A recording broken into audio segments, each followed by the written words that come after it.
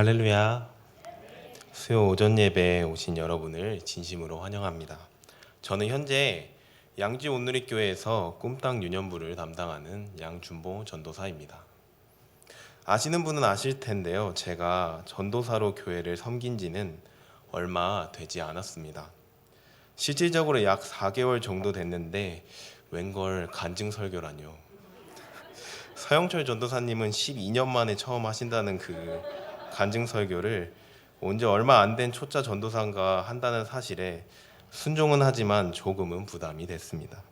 그래서 먼저 하시는 분들의 설교를 보고 따라해야겠다라는 생각을 가졌는데요. 정말 은혜로운 간증들이 많았습니다. 와, 이분들과 함께 하셨던 하나님의 역사가 너무 아름답고 위대하다. 이들의 앞으로를 위해 기도해 드려야겠다. 라는 생각과 동시에 이런 생각도 들더군요. 내가 저분들처럼 간증하기에는 앞에 분들의 세월이 너무 길다. 너무 깊다. 그리고 기도하면서 나는 어찌할꼬 하며 더 깊은 고민에 빠졌습니다. 그리고 고민 끝에 내린 결론은 그냥 하자였습니다.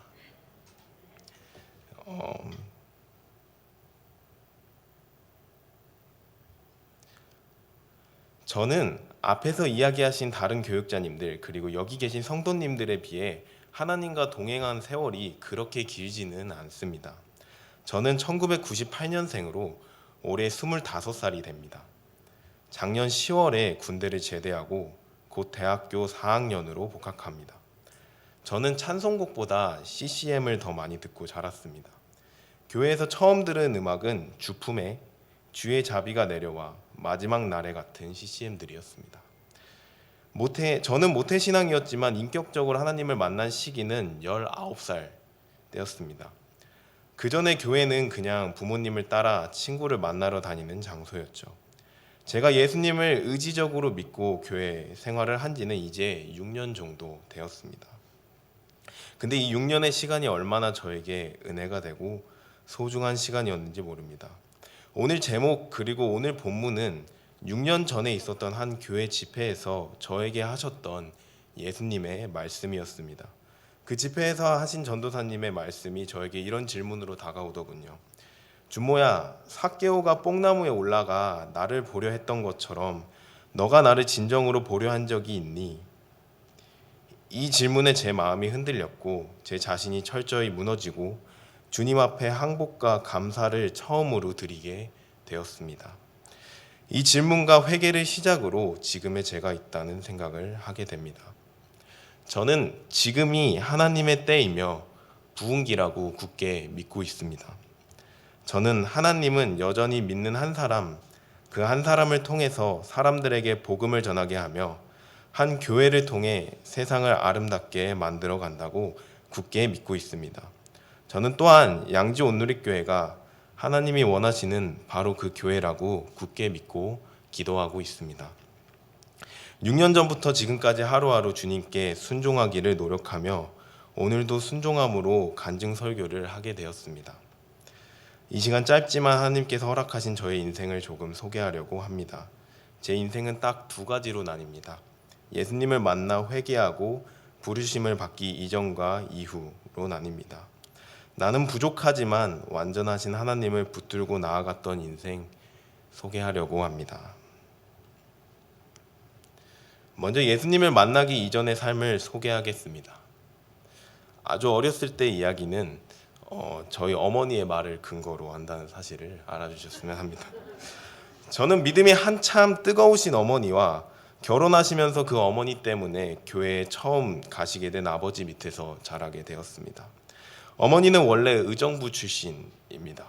당시에는 정약 결혼이 많이 있던 추세였고 외할머니는 어머니에게 사람을 구해 선을 보게 했습니다. 그리고 문제가 없으면 결혼하라고 이야기를 하셨습니다.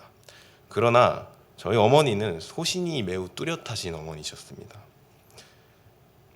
결혼이 정말 싫었던 어머니는 취직을 핑계로 용인으로 도망을 가셨습니다. 그때 나이가 24살이셨고 그곳에 용인시 처인구에 있는 어느 읍사무소에서 공무원 인턴 생활을 시작하시게 됩니다. 근데 아이러니하게 거기서 일하던 한 남자와 눈이 맞아 결혼을 하시게 됩니다. 두 분의 나이는 27살, 25살이었습니다. 두 분은 결혼을 하시고 용인에서 생활하게 됩니다. 근데 부부라는 것이 참 신기한 게 결혼하기 전까지는 그렇게 서로를 사랑하고 영원히 함께하겠다고 맹세를 했는데 결혼하고 나니까 얼마 안 돼 서로 원수가 되더군요. 사실 믿지 않는 사람과 믿는 사람은 서로 원수잖아요. 그래서 믿는 어머니는 원수 사랑의 말씀을 실천 노력하셨고 믿지 않으시는 아버지도 사실은 원수 사랑을 실천하셨습니다. 아버지는 교회에는 관심이 없으셨어요. 27년을 교회를 안 다니셨으니 당연히 교회가 쉽지 않으셨어요. 근데도 교회를 나가셨던 건 어머니를 굉장히 사랑했고 결혼을 전제로 교회를 나가겠다고 약속했기 때문이었습니다. 그래서 저는 교회를 열심히 나가 열심히 활동하시는 어머니와 그 어머니를 열심히 따라다니는 아버지 밑에서 자랐습니다. 어머니는 아버지도 교회 활동을 열심히 하시고 하나님과 더욱 가까워지는 사람이 되었으면 좋겠다는 생각에 기도와 권면을 아끼지 않으셨어요. 하지만 저희 아버지도 어머니만큼 굉장히 소신이 있으신 아버지셨습니다. 믿기 전에 굳어진 본인의 소신과 신앙의 충돌 속에서 깊게 고민하시고 믿음과 현실의 싸움을 계속 이어가셨습니다. 이 시기부터 어머니의 기도는 굉장히 뜨거웠습니다. 남의 편이 아닌 남편을 위한 기도였기 때문입니다. 어렸을 때 부모님의 옆에서 많이 잤었는데요. 어머니의 기도 소리가 너무 크셔가지고 자주 깼던 기억이 있습니다. 깨서 보면은 뜨겁게 막 소리 지르면서 기도하시는 어머니와 그 옆에서 막 시끄럽다고 괴로워하면서 주무시려는 아버지를 보게 되었습니다. 저도 그때는 엄마가 왜 저러시나 싶었던 기억들이 나중에서야 조금은 이해가 되었습니다. 유년기 동안은 어머니를 따라 용인의 여러 개척교회를 옮겨 다녔습니다. 그러다 온누리교회를 처음 가게 된 건 초등학교 2학년 때였습니다. 그때 수원 온누리교회를 처음 가기 시작했고 중학교 2학년 때까지 계속 다녔습니다. 어머니는 수원 온누리교회에서 계실 때도 열심히 사역하셨고 아버지는 여전히 믿음은 적으셨지만 열심히 어머니의 옆을 지키셨습니다.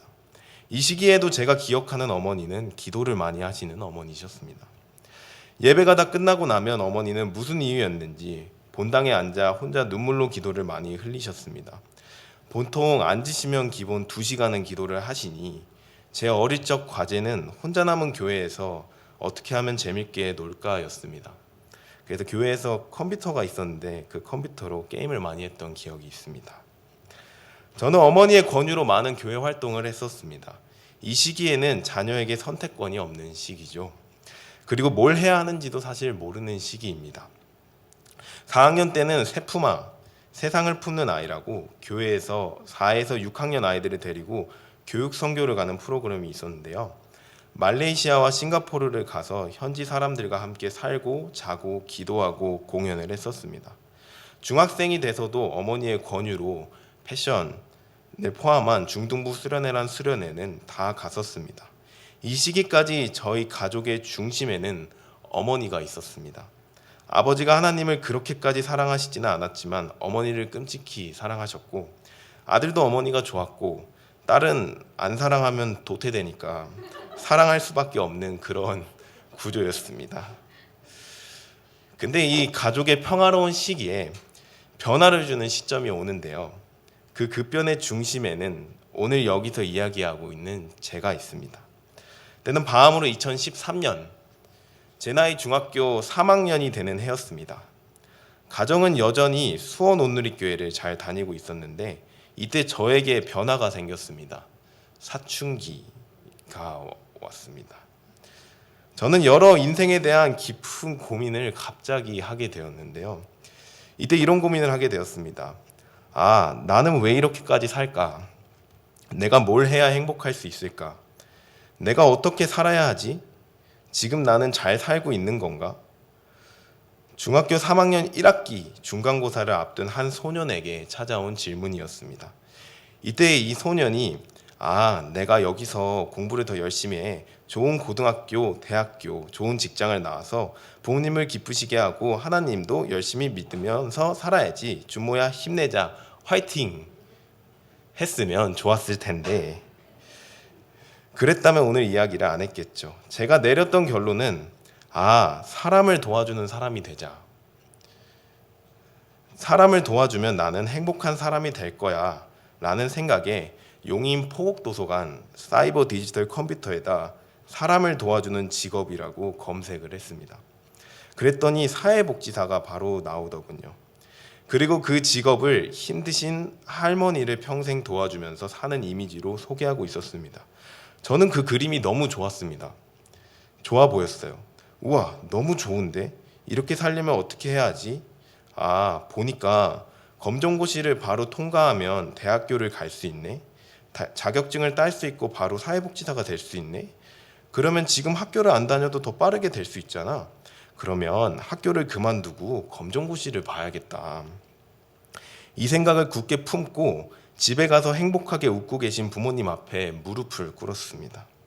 평소에 가만히 잘 학교 다니던 애가 갑자기 무릎을 꿇고 진지하게 할 이야기가 있다고 하니 부모님은 얘가 왜 이러나 싶으셨는지 조금 진지하게 이야기를 들으시려고 하셨습니다.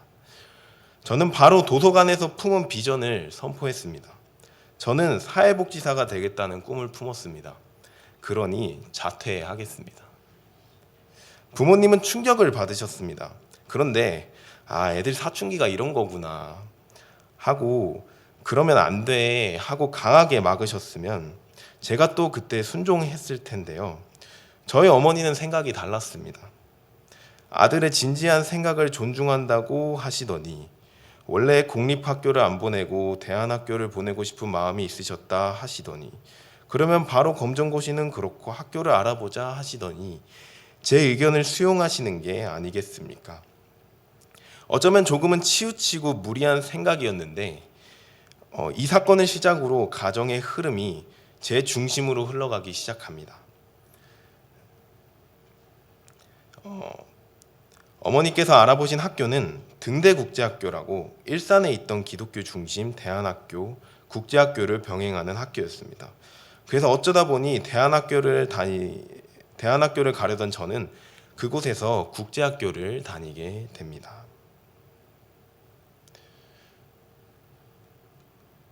저희 가족이 양지 온누리교회를 오게 된 것도 오늘 소개되는 사춘기 중학교 3학년 아이 때문입니다. 공립학교에 대한 회의감을 가졌던 이 소녀는 다니던 수원 온누리교회에서도 동일하게 회의감을 가졌습니다.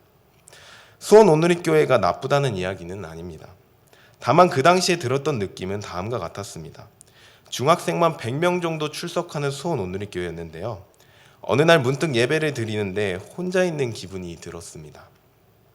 이렇게 많은 아이들과 예배를 드리는데 함께하지 못한다는 기분이 들어서 가족한테 교회를 옮겨달라고 요청했습니다. 저희 가족은 또 아들이 원하는 대로 다른 교회를 알아보게 되었는데요. 그때 가게 된 교회가 양지 온누리 교회였습니다. 그때 당시 파워웨이브는 박모세홀이 아니라 3층 캠벨홀에 있었습니다. 제가 딱 갔을 때 기억이 있는데 저랑 제 동생 그리고 정미정 선생님의 아들인 박성민이 제 친구인데 그 친구랑 그 친구의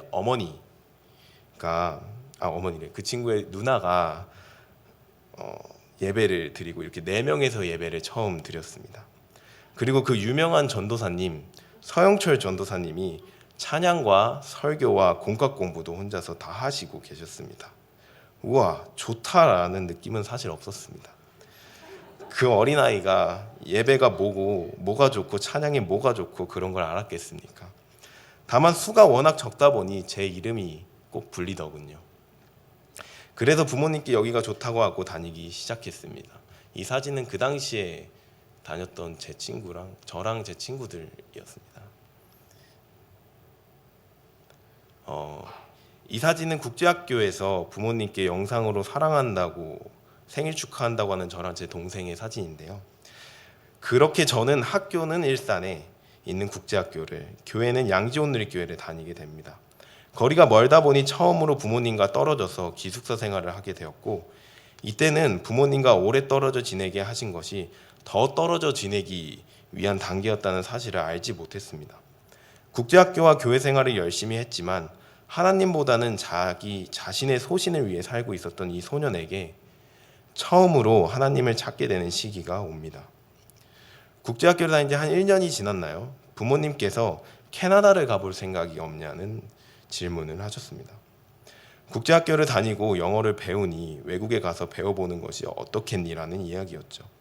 저는 상관이 없다고 했습니다. 저의 비전과 소신에도 더 좋은 길이라고 생각했기 때문입니다. 외국 생활은 표면적으로는 되게 좋아 보였습니다.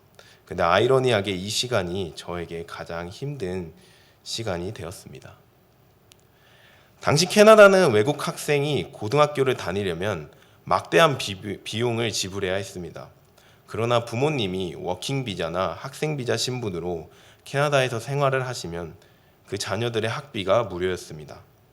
또한 아버지께서 대학교를 다니면 대학 비용의 일부를 시에서 보태주기도 했습니다.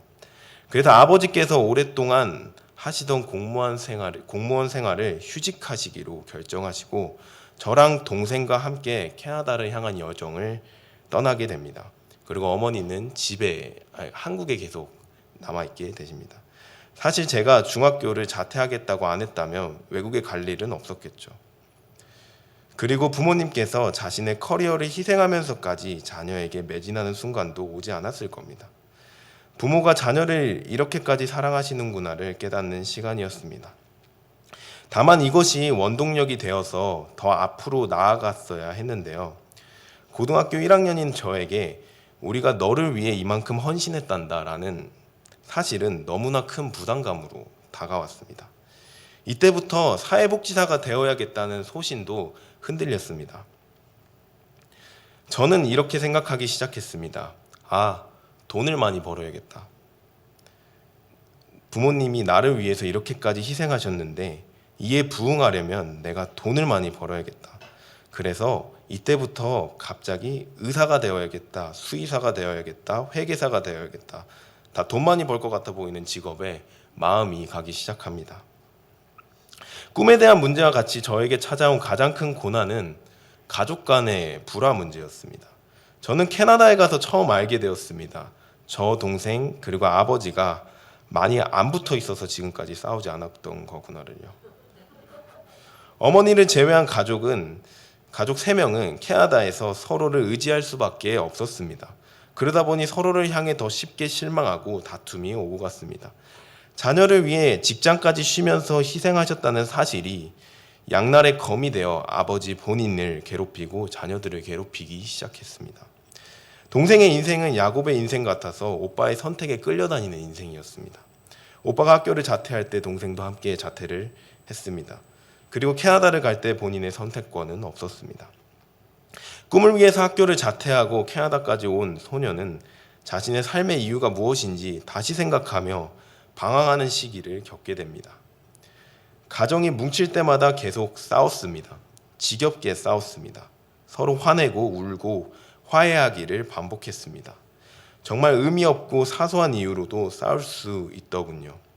피할 수 없지만 어찌할 수도 없는 가정의 현실을 받아들여야 했습니다.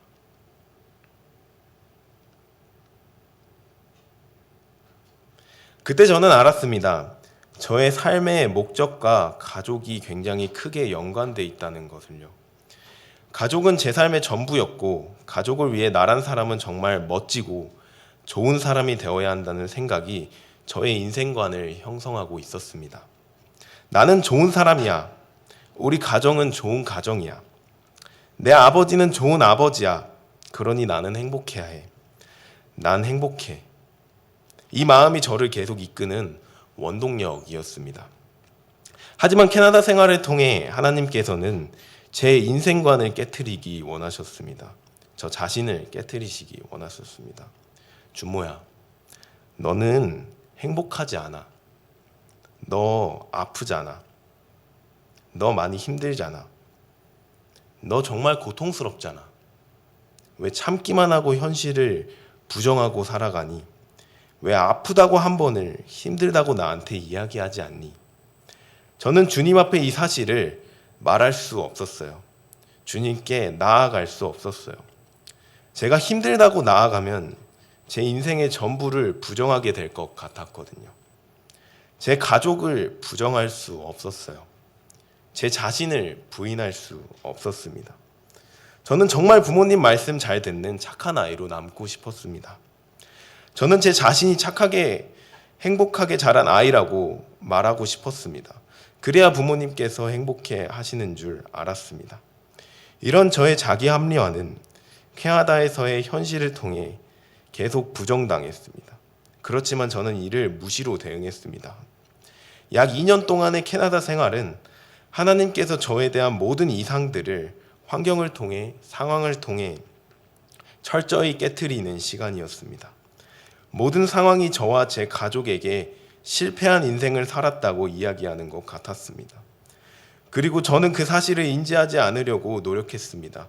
이 시기는 정말 주님을 의지하려고 한 시기이기도 한데요.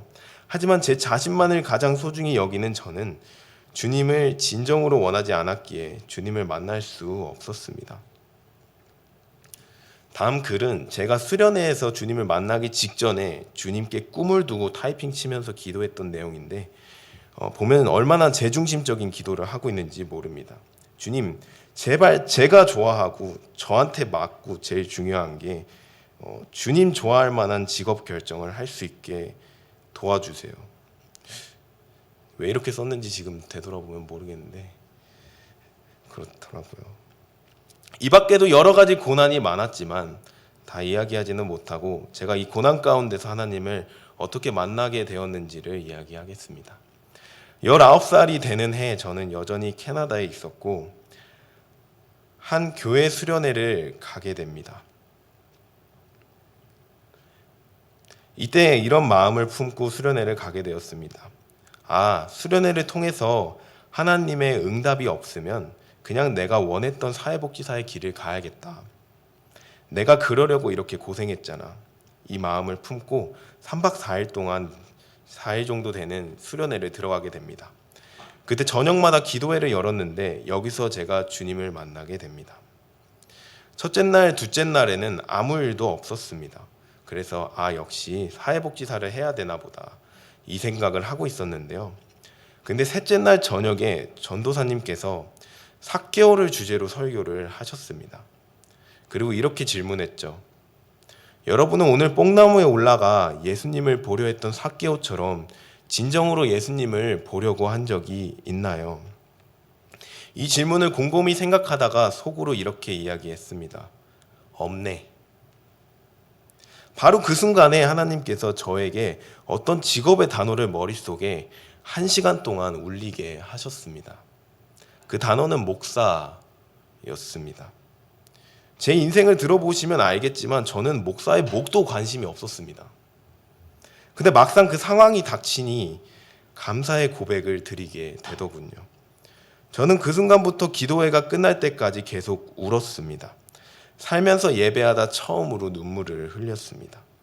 기도회를 통해 찬양과 기도를 계속 반복했는데요. 기도회 때 나왔던 찬양 중 I Surrender 이라는 찬양이 있었습니다. 이 찬양을 마음에 품고 주님 앞에 처음 회개했었습니다. 가사가 되게 단순합니다. I surrender, I wanna know you more. 제가 주님께 항복합니다. 제가 졌습니다. 제가 당신을 더 알기 원합니다. 이 가사가 계속 반복되더군요.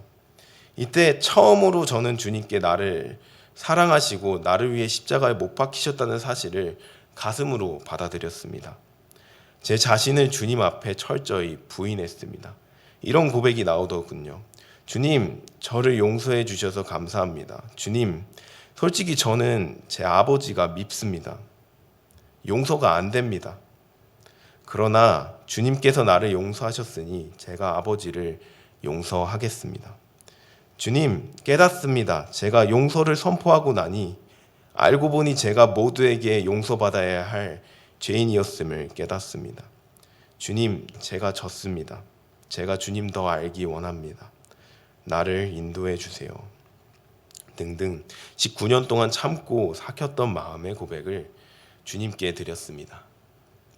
고백을 하면 할수록 주님이 저를 사랑하시고 기다리셨다는 사실을 깨닫고 그렇게 수련회가 끝나게 되었습니다.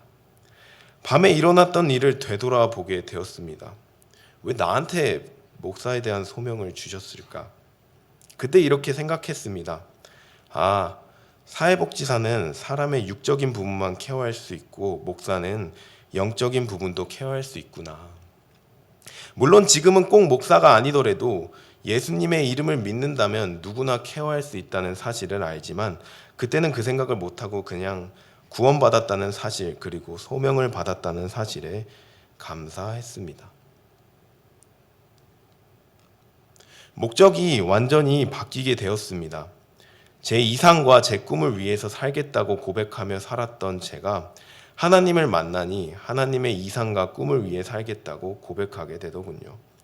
그리고 이 마음을 품고 수련회가 끝난 저를 기다리시는 아버지의 차에 타게 되었습니다. 저는 타자마자 아버지한테 제가 받은 비전을 이야기하려고 아버지 저 할 말이 있습니다 라고 이야기했는데 아버지께서도 할 말이 있다고 하셨습니다. 그래서 아버지께 먼저 말씀하시고 라고 이야기하시고 수련회에서 경험한 이야기를 마음속으로 준비하고 있었습니다. 근데 아버지는 아버지의 말에 듣고 저는 소름이 돋고 제 부르심에 대한 확신을 더 가지게 되었는데요. 아버지는 이렇게 이야기했습니다. 우리가 한국으로 돌아가야 해. 어머니께서 몸이 많이 안 좋아지셨고 아버지는 끝까지 교육시켜주지 못해 미안한 마음의 이야기를 하셨는데요. 저는 오히려 내가 구원받고 부르심 받기 위해서 이 여정을 하나님께서 허락하셨구나라는 확신을 가지게 되었습니다. 그래서 이 이야기가 끝나고 기쁜 마음으로 아버지에게 이야기했습니다. 아버지, 저는 목사가 될 거예요. 하나님께서는 환경을 순식간에 바꾸셨습니다. 저는 수련회가 끝나자마자 바로 한국을 갈 준비를 하게 되었고 2016년 봄에 한국을 다시 돌아오게 되었습니다.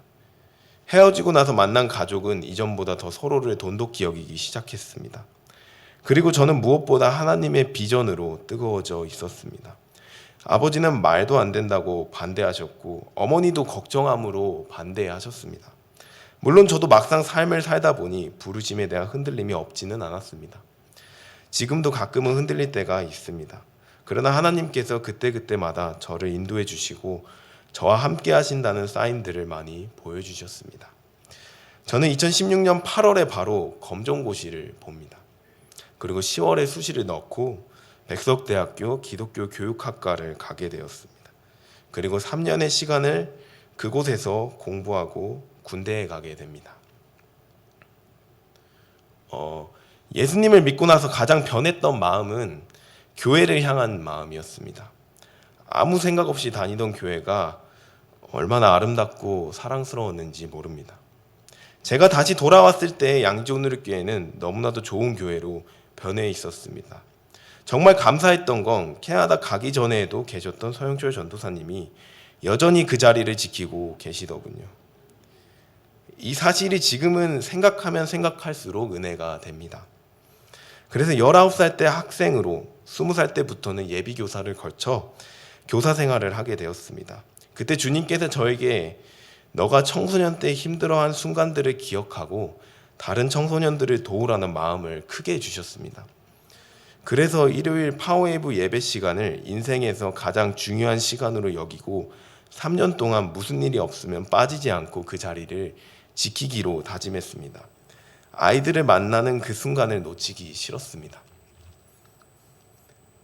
토요일 아침에는 교회에 모여서 청소년 친구들과 정기적으로 큐티 모임을 가졌습니다. 그때는 차도 없어서 버스를 타고 집에서 양지온누리교회를 오고 가고 했습니다. 양지온누리교회는 거리가 워낙 멀어서 버스를 타고 오면 1시간 반 정도 걸리는 거리였습니다. 근데 그런 거에 상관없이 저는 기쁜 마음으로 갔었습니다. 그곳에 오는 아이들은 3-4명 정도였고 가끔은 저랑 서전도사님이 둘이서 큐티를 한 적도 있었습니다. 진짜 간혹가다는 저 혼자 자리를 지키다 돌아간 적도 있었습니다. 근데 지금 생각해도 그 시간이 하나도 아깝지 않았습니다. 하나님이 함께 하셨기 때문입니다. 저는 조금씩 하나님의 자녀가 되는 법을 배웠습니다.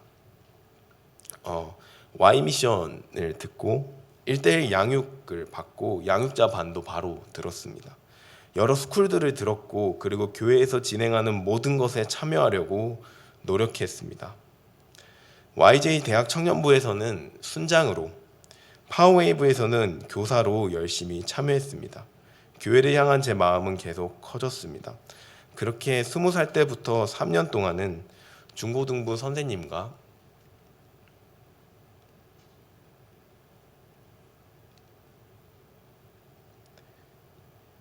대학 청년부의 청년으로 활동하면서 그리고 학교도 계속 다니면서 계속 믿음의 훈련을 이어가겠습니다. 감사하게도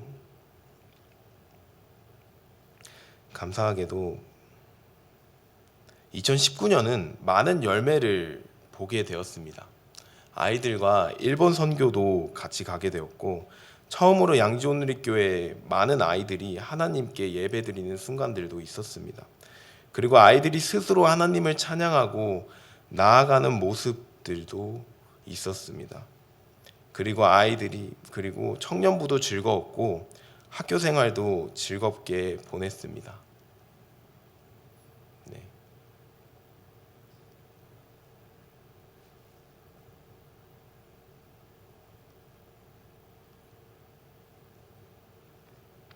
모든 부분에서 안심이 되더군요. 이제는 떠나도 되겠다라는 생각이 들었습니다. 그래서 열심히 했던 모든 것을 내려놓고 저는 군대를 지원하게 됩니다.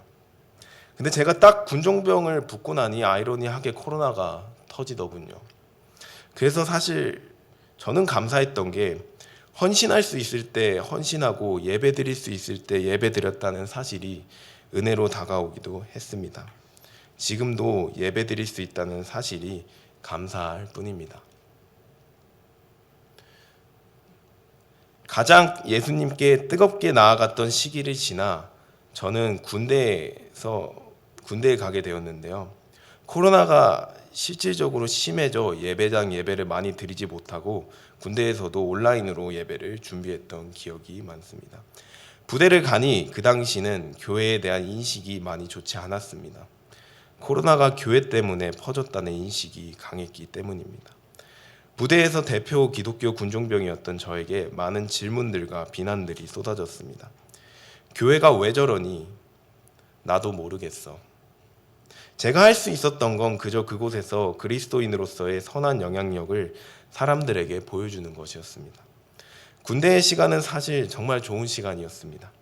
그리고 많은 것을 깨닫게 한 시간이었습니다.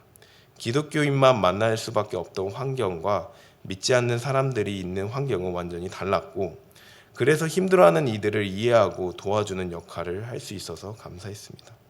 저뿐만 아니라 믿지 않는 다른 아이들도 이 시기는 힘든 시기였습니다.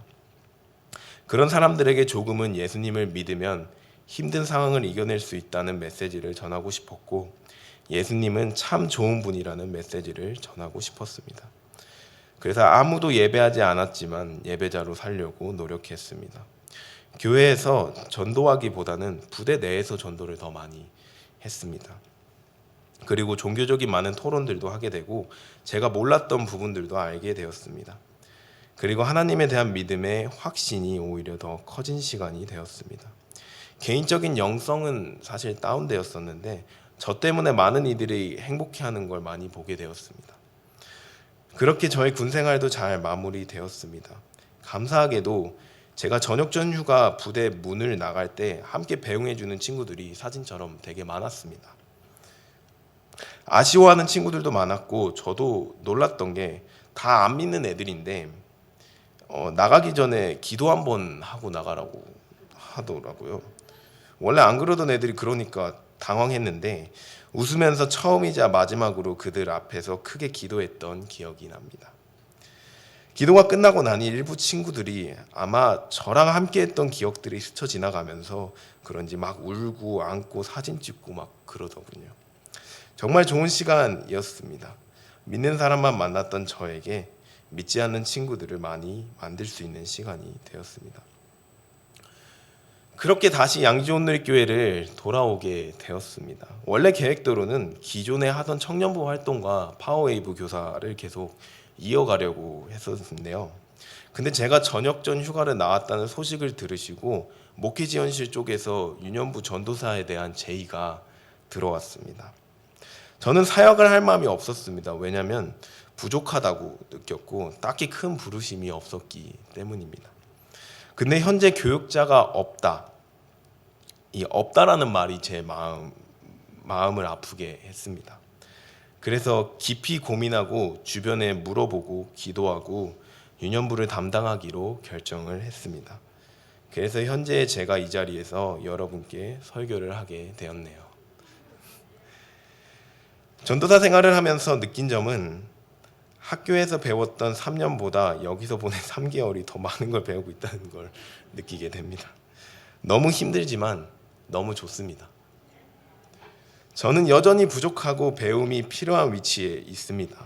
그리고 계속 성장해야 합니다. 하지만 주님께서 부족한 저를 사용하시겠다고 선포하셨습니다. 함께 하셨고 지금의 저와 또 동행해 주셨습니다. 인자는 잃어버린 사람을 찾아 구원하러 왔다. 저를 구원하셨던 예수님의 뜻에 따라 하루하루를 살아가기를 원합니다. 우리를 온전케 하시기 위해 그리고 온전한 예배를 위해 부르신 주님을 찬양합니다. 저는 소망합니다. 부족한 저를 사용하시는 주님의 위대하심이 나타나기를 소망합니다. 그리고 여전히 믿지 않는 많은 이들에게 가야 할 곳을 알지 못해 고통 가운데 살아가는 한 사람에게 오늘의 말씀이 마음에 심겨지기를 기도합니다. 오늘을 살 수 있게 하신 주님께 영광 돌리며 누가복음 19장 9절에서 10절 말씀을 제가 읽고 간증을 마치도록 하겠습니다. 예수께서 삭개오에게 말씀하셨습니다. 오늘 구원이 이 집에 이르렀다. 이 사람도 아브라함의 자손이다. 인자는 잃어버린 사람을 찾아 구원하러 왔다. 감사합니다.